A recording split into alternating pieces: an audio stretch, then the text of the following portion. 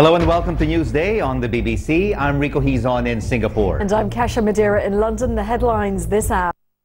Other news, the French President Nicolas Sarkozy will be holding talks with Chinese President Hu Jintao in Beijing on Thursday. And the Eurozone debt crisis is likely to be on the agenda.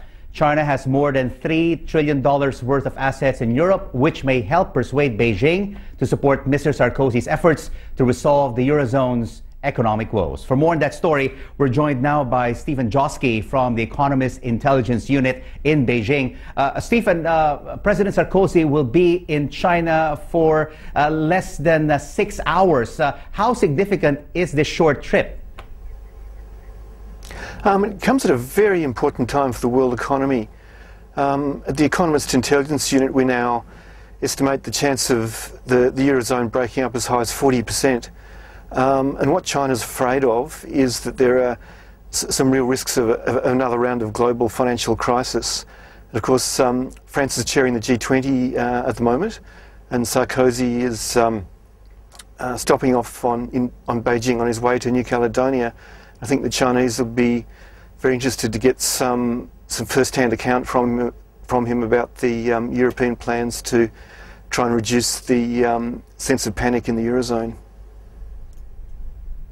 Because, Stephen, the Chinese have indeed been very critical of the Eurozone crisis, and they even compare the sovereign debt crisis ongoing right now in the Eurozone to a plague that hit the continent during the 14th century. What is President Sarkozy likely to take home after this short meeting in Beijing?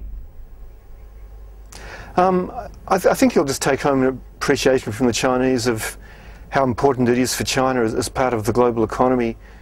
That Europe does its part to ensure that there's global financial stability. It's a difficult situation because the enormity of the debt problems in Europe means it's not a problem that can be fixed overnight, and on top of that, there's a short-term problem of just a lack of confidence in the